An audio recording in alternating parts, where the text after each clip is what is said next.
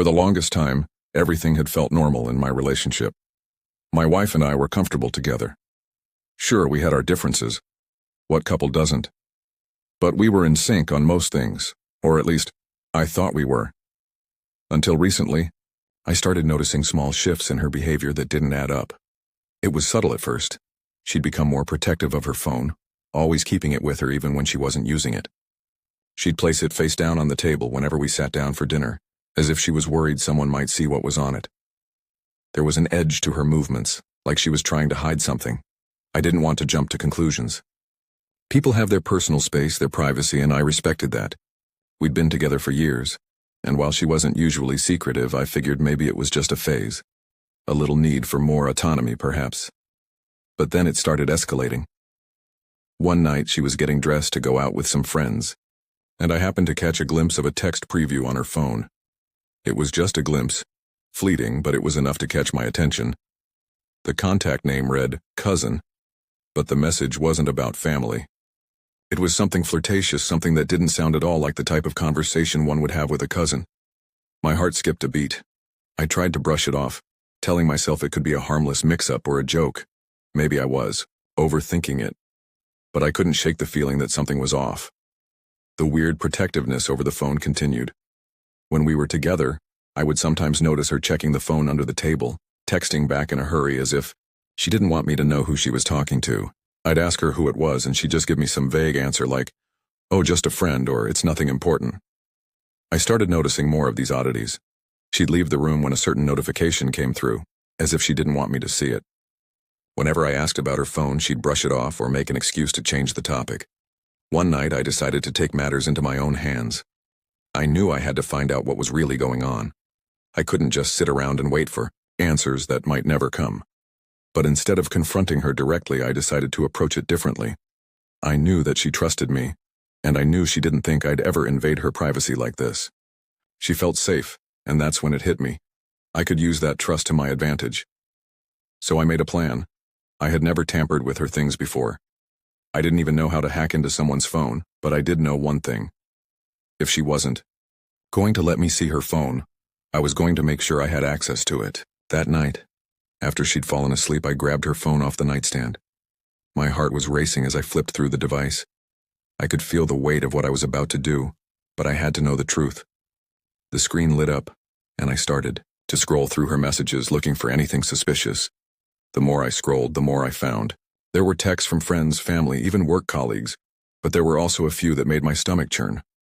The same cousin contact popped up again. I read through the messages, each one more intimate than the last. The way they talked, the way they flirted, it was unmistakable. I didn't need to read anymore to know that something was going on. My gut told me everything I needed to know, but there was still one detail I needed to confirm. Who exactly was this person? I had a thought, a plan. I couldn't just let this slide without knowing everything. I didn't want to jump to accusations just yet, so I decided to play it cool. I'd get the full story, then decide how to confront her. I made the decision to take action the next day. I was going to find out exactly who this cousin was, and I was going to do it in a way that would leave no room for doubt.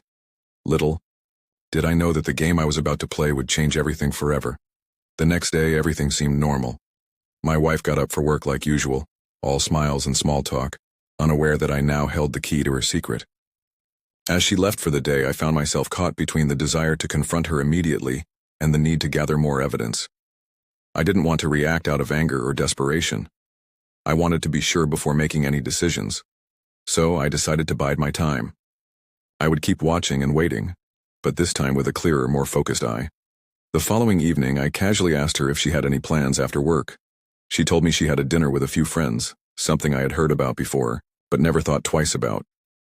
I could feel my pulse quicken as I casually nodded, trying to act natural. The plan was to wait until she left, and then follow her. I didn't know where this dinner was taking place, but I needed to see what she was up to. I needed to find out the full truth. I waited in silence until she left the house, her car pulling out of the driveway. I gave it a few moments before I hopped into my own car, driving just far enough to keep a safe distance but close enough to keep an eye on her. I felt like a voyeur, sneaking around in the shadows trying to piece together a puzzle I wasn't sure I was ready to solve. She pulled into a parking lot that was unfamiliar to me, and my heart started to race. The lot was near a restaurant, but it didn't look like a place where she'd go for a casual dinner. The cars there were newer, and the crowd seemed more upscale than I would expect from her usual social group. She was meeting someone here, I was sure of it. The question was, who? I decided to park across the street, far enough away to avoid detection but close enough to get a clear view. I saw her step out of her car and walk confidently toward the entrance, her head held high. There was a sense of ease in her movements, a level of comfort that made me feel uneasy. She didn't look like someone who was having a casual dinner with friends. She looked like someone who knew exactly what she was doing, and she was perfectly comfortable with it. I waited. My fingers drummed on the steering wheel as I tried to control my rising anxiety. After what felt like an eternity, I finally saw her walk back out of the restaurant, but this time, she wasn't alone. A man was walking beside her, tall, confident, and casually brushing against her as they made their way to the car. He wasn't just a friend. There was an intimacy in their body language that couldn't be mistaken. The way his hand brushed her back, the way she leaned into him. It was as if they shared a secret, a connection I wasn't a part of. The sight hit me like a ton of bricks. Every ounce of doubt I had harbored about the situation melted away. This wasn't just a cousin or a friend. This was something far worse. I sat in my car, frozen in place, watching as they got into the car and drove off together. 1,000 thoughts raced through my mind. Anger, betrayal, confusion. It was all there, swirling in a dizzying storm. Wanted to follow them, but something inside me held me back. It wasn't the time to confront her. Not yet. I needed to keep my head clear. I needed to think this through. The next few days were torturous. I couldn't focus on anything. Work, chores, anything. My mind kept replaying the image of her with him, laughing, sharing a secret I wasn't meant to know. I couldn't ignore the gut-wrenching feeling that had settled in my chest. Every time I saw her, I felt like I was looking at a stranger. The woman I thought I knew, the woman I'd married, was now someone I couldn't trust. And yet, there was a part of me that still couldn't let go. I wasn't ready to confront her. Not yet. I had to make sure I had the full picture, all the evidence. I needed to know exactly what was going on before making any decisions. It felt like I was walking through a fog, unsure of where the path would lead. But one thing was clear. I couldn't keep pretending that everything was fine. One night I decided to take action. I couldn't keep waiting for things to fall into place. I needed to know what she was hiding. With the plan now set, I took the next step. This time, it wouldn't be about following her from a distance. It would be about stepping into the game, playing it on my terms. The truth had to come out, and I was about to make sure it did. The days leading up to my confrontation felt like a slow, inevitable descent. Each passing hour was a mixture of anticipation and dread. I had everything I needed. The pieces were in place, but there was a part of me, deep down, that still wanted to avoid the truth. I wasn't ready to face the reality that the woman I loved and trusted was betraying me. But the evidence was undeniable, and every time I thought about it, the knot in my stomach grew tighter. I decided to take the plunge. It was time to confront her, but I couldn't just go in blind. I needed to know everything, every detail, every exchange. I needed proof that wouldn't leave room for doubt. My gut was screaming at me, telling me that the only way to deal with this was head on. So I came up with a plan that would ensure I had the upper hand when the time came. It was time to get the truth straight from the source. I waited until she was out of the house, her usual morning routine taking her to work. As soon as she left, I began searching her phone. I knew this was a risk. She had always been protective of her phone, acting as if it was her private sanctuary. But I had to do it. I couldn't leave any stone unturned. I scrolled through her messages, her photos, and her apps. I was looking for something concrete, something that could expose the affair for what it was. Then I found it. It wasn't even hidden. I clicked on the text message thread that had caught my eye before, the one with the name cousin. This time there was no mistaking it. I found texts between them that were filled with intimacy and flirtation. The messages were so clearly beyond friendly banter. It was more than just an innocent conversation. My heart sank as I read through them, each message more damning than the last. She had been meeting him, sneaking around behind my back, all while pretending to be the loving wife at home. The betrayal was so clear in black and white, and yet I still couldn't bring myself to feel satisfied. It didn't matter that I had the evidence now. The pain of it all was consuming. But that wasn't enough. I had to be sure. I had to make sure there was no way she could talk her way out of this. That's when the idea struck me. I remembered how fiercely protective she had been of her phone, how much she guarded her privacy. It occurred to me that I could use that to my advantage. I knew that if I could get inside her phone, I could gain access to her communication without her realizing. The idea was risky, but at that point I didn't care. I was already deep into this mess and there was no turning back. That night, when she was sleeping, I took my chance. I switched the SIM cards in her phone, placing my own in, and texted her affair partner pretending to be her. I knew it would be risky, but I was done with the guessing game. I wanted the truth and I was willing to go to extremes to get it. My heart raced as I waited for the reply, knowing that this moment would either give me the closure I was desperately seeking or pull me deeper into this nightmare. A few minutes later, my phone buzzed with a response from him. The relief I felt in that moment was nothing short of surreal. He didn't suspect anything. He responded eagerly, thinking he was talking to her, spilling everything. Details about their meetings, their plans, their secret rendezvous. I sat there in silence, reading every word. He talked about how they had been planning to run away together, how he couldn't wait for her to leave me. He didn't even try to hide it. It was as if the conversation was just another casual chat. My hands trembled as I read the messages, each word a punch to the gut. I felt sick, but at the same time there was a twisted sense of satisfaction. I had the truth in my hands, undeniable and raw. After what felt like hours, I finally stopped reading. I knew what I had to do. The game had changed. I had the evidence, the proof I needed to confront her without a shred of doubt. But this was no longer about asking questions or seeking answers. This was about reclaiming control. The power had shifted, and now it was my turn to decide what happened next. I switched the SIM cards back, wiping her phone clean of any trace of what I had done. As I sat there, staring at her phone, the weight of the situation started to hit me. I was no longer the oblivious husband who trusted his wife completely. I was now the man who had uncovered her secret, the man who knew what she was truly capable of. And I wasn't sure how I felt about it. Anger, betrayal, or maybe something else entirely. I didn't know.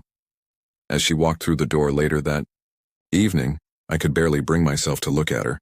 She smiled at me, her eyes lighting up as if everything was normal. I was the one who was different. I was the one who had changed. I didn't know what to say or how to act, but one thing was certain.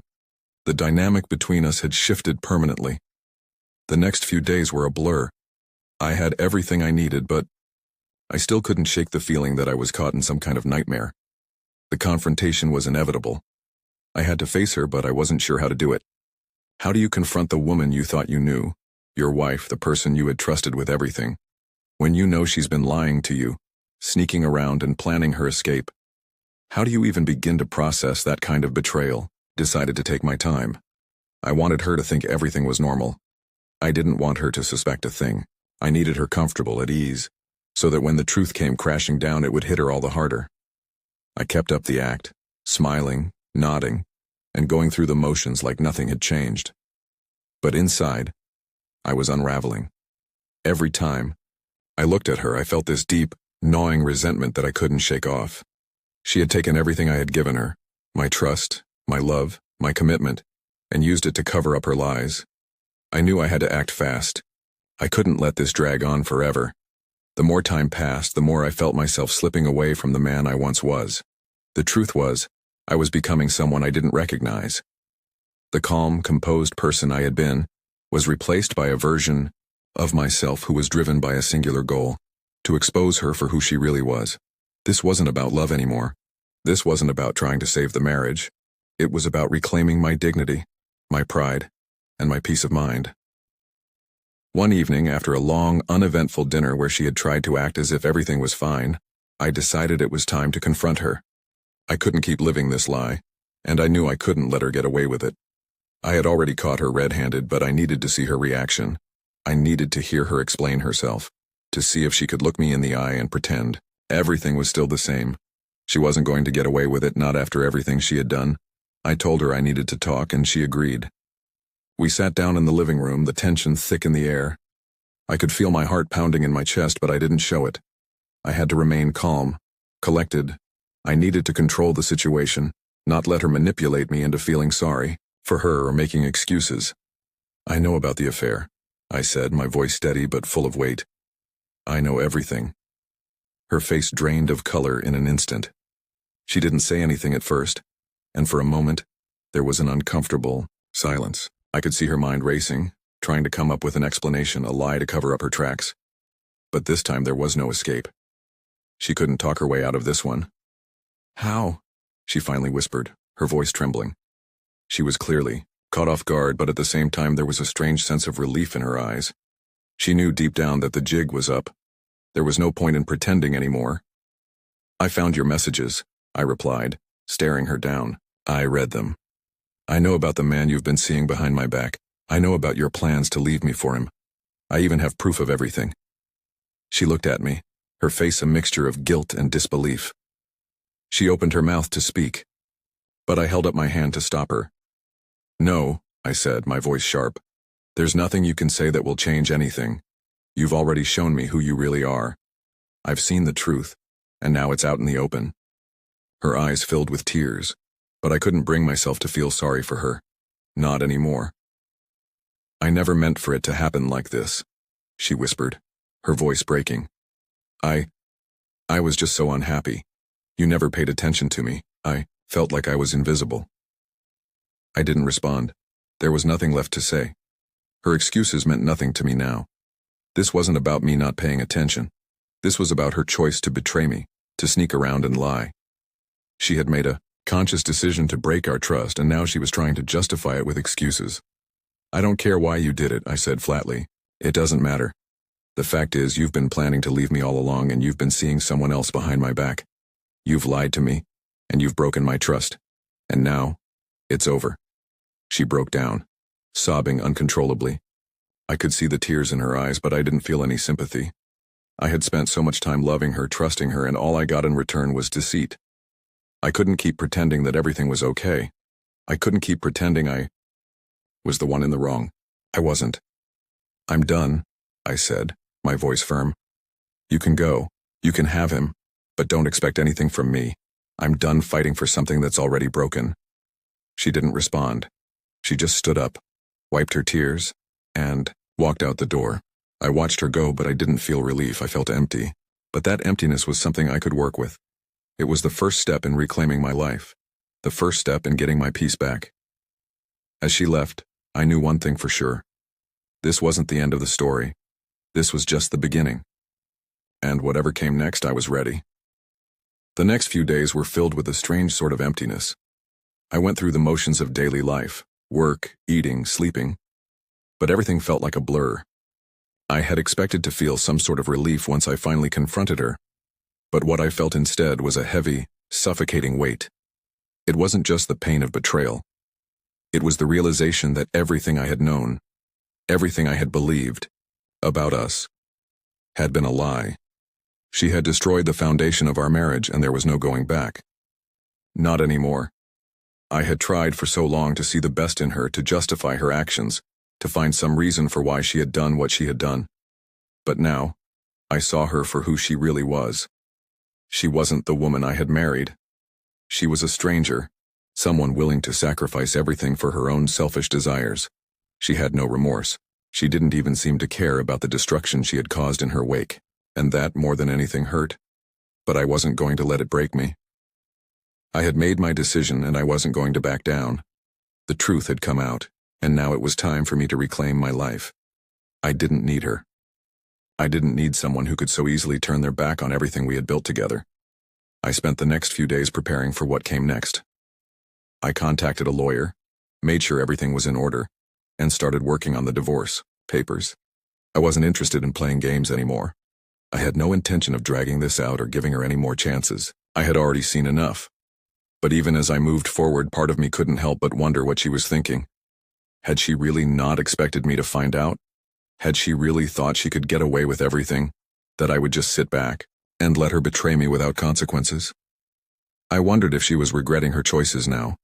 I wondered if she even cared. The night after our confrontation, she texted me. I didn't respond immediately. I needed time to think.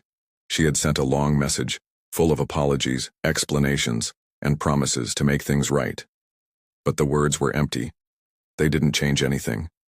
They didn't undo the damage she had caused. They didn't erase the lies or the deceit. I read the message, but I didn't respond. I wasn't going to fall for it again. I wasn't going to let her manipulate me into forgiving her, into allowing her back into my life. I had given her enough chances. I had been the one to try and make things work. But now it was time for me to let go. It was time for me to move on. I didn't want to stay angry forever. I didn't want to carry the weight of her betrayal with me for the rest of my life. But I also knew that I couldn't let her back into my world. She had proven that she wasn't trustworthy, and I wasn't about to put myself through that again. I had been a fool for too long, and I wasn't going to keep making the same mistake. The next morning, I filed for divorce. There was no turning back now. I had made my choice, and I was ready to start fresh. The process was swift, and there was no need for a drawn-out battle. The only thing that mattered now was my peace of mind, my future, and moving forward without the weight of her betrayal hanging over me. But as much as I told myself I was ready to let go, there was still a part of me that couldn't quite shake the feeling of being left behind. She had moved on so easily. She had walked away from everything we had without looking back. And I couldn't help but wonder if she would ever realize what she had lost. Would she ever truly understand the depth of her actions? Would she ever regret what she had done? It didn't matter. Not really. I had to focus on myself now.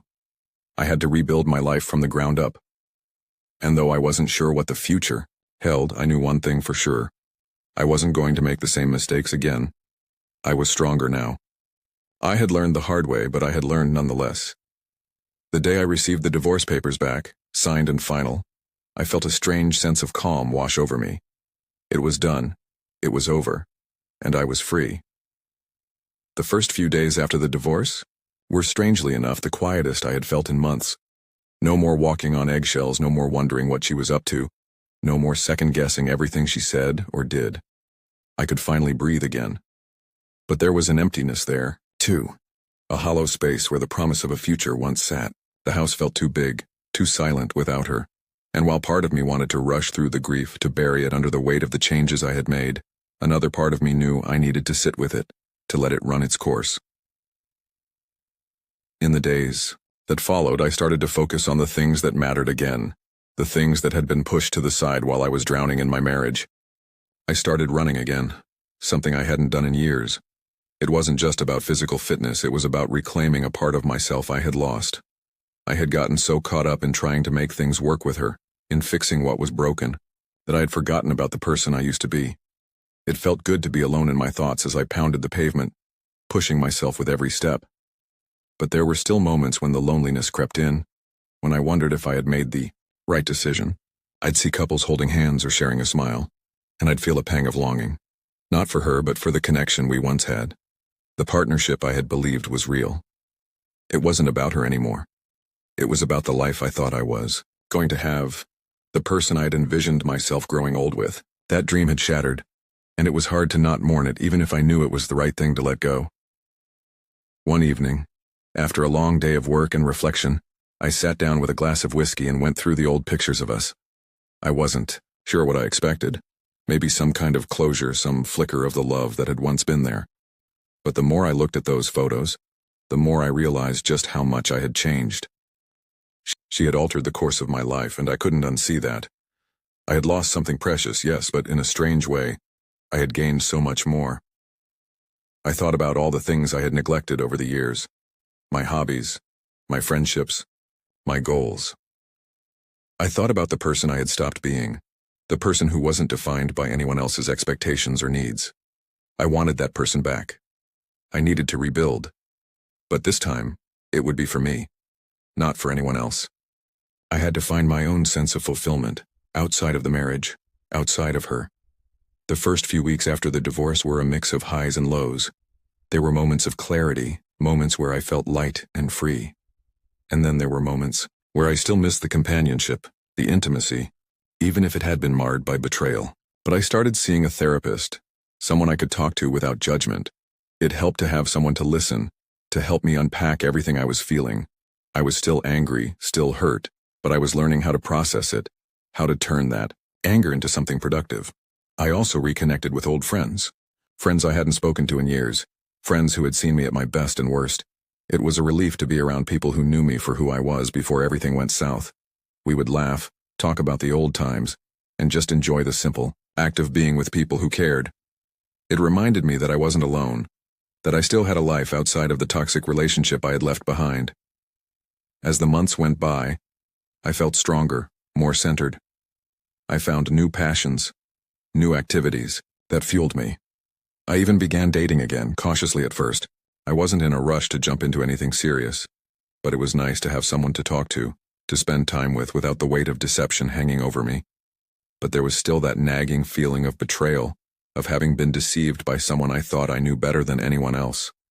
And then I heard something that I couldn't ignore. Her. I received a call one evening and I didn't recognize the number. Hesitantly, I answered. "Hello?" I said, trying to place the voice. It was her. I'm sorry," she said, her voice trembling. I don't know what to say. I sat there in silence for a moment, letting her words sink in.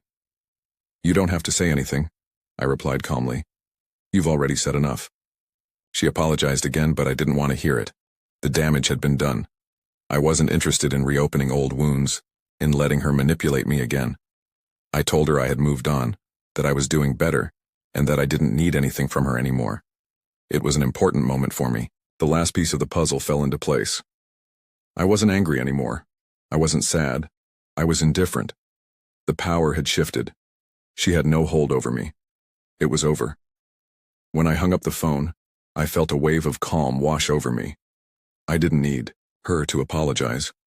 I didn't need her to fix anything. I had done the work. I had healed on my own terms.